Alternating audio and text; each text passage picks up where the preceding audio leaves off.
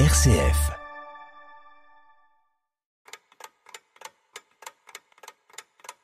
Dans l'épisode précédent, les deux enfants vont essayer de sauver Blandine et Pontique. Ce sont deux chrétiens.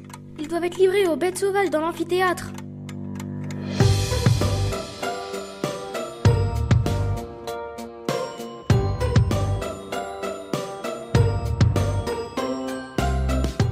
C'est pas que des histoires, un podcast sur l'histoire de Lyon, raconté par la classe de CM2 de Notre-Dame des Minimes.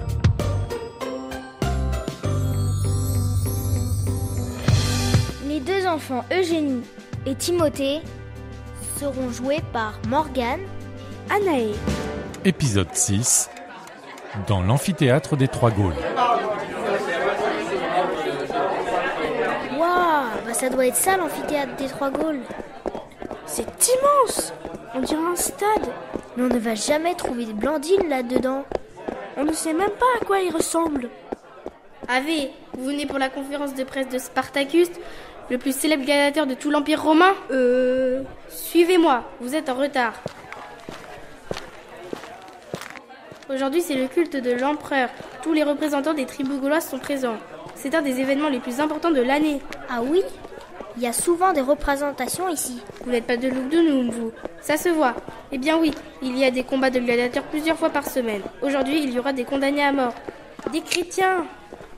Ah mais d'ailleurs, vous ne savez pas où ils sont, ces chrétiens? Ils sont en prison. Ils attendent d'être jetés aux bêtes. Et où est la prison? Vous en avez de ces questions.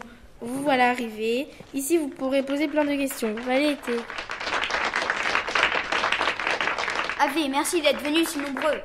Monsieur Spartacus, Monsieur Spartacus, Monsieur Spartacus. Oui, messieurs. Contre qui allez-vous vous battre aujourd'hui? Est-ce qu'il y aura l'empereur? Est-ce qu'il y aura des lions? Monsieur Spartacus, Monsieur Spartacus, Monsieur Spartacus. C'est vrai que vous allez être transféré à Rome?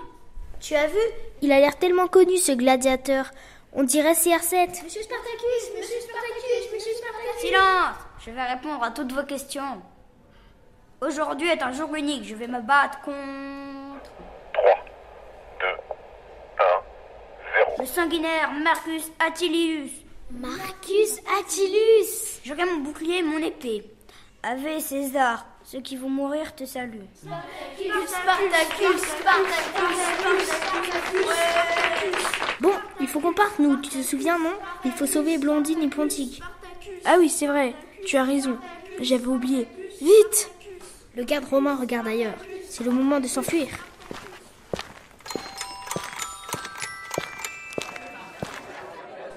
L'arène est immense. Je ne vois pas Blandine. Attends, je demande à une spectatrice. Bonjour madame, Ave. Ave. On cherche Blandine. Savez-vous où elle se trouve? Blandine, je ne sais pas qui c'est. Moi, je suis venue pour Spartacus. C'est une chrétienne. Les chrétiens qui ont été livrés aux bêtes. C'était tout à l'heure. Blandine, la dame aux cheveux dorés. Elle a été jetée aux ours et aux loups. C'était spectaculaire. Quoi? Ils l'ont tuée? Mais non, justement, tenez-vous bien, aucune bête ne l'a touchée. Je n'ai jamais vu ça de toute ma vie de romaine. Ah mais alors, elle est vivante? C'est pas Spartacus que l'on voit là-bas? Ah, non, zut, il n'est toujours pas là. Mais alors, qu'est-ce qui s'est passé après? Ah, vous parlez encore de la chrétienne? Eh bien, après les ours et les loups, elle a été jetée au taureau. Elle a été piétinée, pas vrai, Albertus? Oui, le taureau l'a lancée en l'air avec ses cornes. Et c'est comme ça qu'elle est morte? Ils ont été obligés de lui couper la tête. Aucune bête n'a voulu la dévorer. Elle est morte donc? Oui, mais ce n'est pas la seule chrétienne à avoir été sacrifiée aujourd'hui. Il y en a eu plein. Oh, mais c'est Spartacus! Spartacus, Spartacus, Spartacus, Spartacus, Spartacus, Spartacus. Mais qu'est-ce qu'on va faire?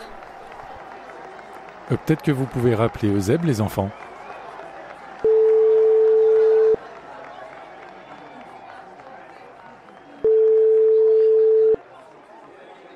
Vous êtes bien sur le répondeur d'Eusèbe de Césarée. Mais non, je plaisante, je suis là les copains. Ah, Eusèbe, il faut que vous nous aidiez. Qu'est-ce qui se passe? Tu ne peux pas le mettre en haut-parleur? Blandine est morte. Et Pontique probablement aussi. Oui, je sais. 48 chrétiens sont morts entre le printemps et l'été 177, en prison ou dans l'amphithéâtre. 48? Oui, mais Blandine est celle qui a résisté le mieux aux tortures, une résistance surhumaine. Mais d'ailleurs, pourquoi on dit martyr? Bonne question. Parce que ce sont des personnes qui ont souffert pour une cause. Ici, c'est pour la foi chrétienne. Mais on peut aussi être martyr d'autre chose, de la résistance pendant la guerre, par exemple. À quoi ça sert de faire ça? Ils l'ont fait pour garder leur foi. Les chrétiens auraient pu être sauvés, mais ils n'ont pas voulu trahir leur religion. Et ça va continuer, Eusèbe? D'autres chrétiens vont être jetés comme ça dans l'amphithéâtre? Oui, je peux pas vous mentir, il va y avoir d'autres persécutions. Mais celle-ci est une des plus importantes. Et puis ça va bientôt s'arrêter.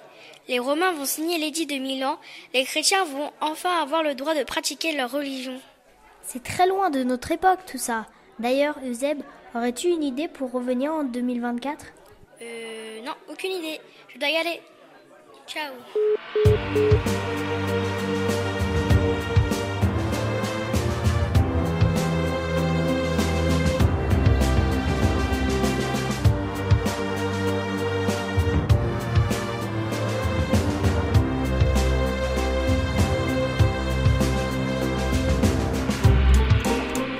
C'est la fin de la première saison du podcast C'est pas que des histoires.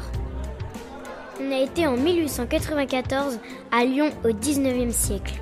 On a appris pourquoi on avait construit la basilique de Fourvière. On a aussi voyagé à Loudunum.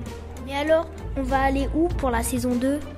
On va reprendre des traboules et d'autres trucs. À remonter le temps.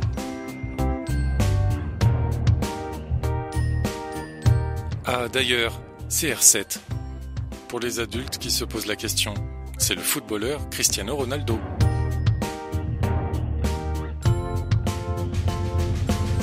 Et pour finir cette première saison du podcast C'est pas que des histoires, un grand merci aux partenaires, la Fondation Saint-Irénée, la direction de l'enseignement catholique de Lyon, l'école Notre-Dame des Minimes, un immense merci aux enseignantes, la maîtresse Juliette Roustan, la directrice de l'école Anne-Laure Ducroux, merci à tous les enfants de la classe de CM2. Je n'oublie pas aussi l'aide précieuse de l'Anticaille, de la Fondation Fourvière, des historiens Bernard Berthaud, Pierre-Yves Saunier, d'Eliette Gerfaux de l'Anticaille. Merci à l'horloger de Saint-Paul qui nous a accueillis pour un tournage, à Benoît Lotte qui nous a prêté sa voix, à Lucas Grimbert qui a co-animé les ateliers. Et merci à tous pour votre écoute.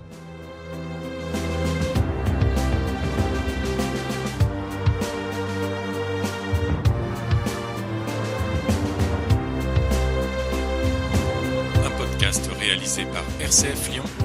À la réalisation Charlotte Mongibaud, avec l'aide de Lucas Grimbert. À écouter sur rcf.fr, YouTube et sur les plateformes de podcast.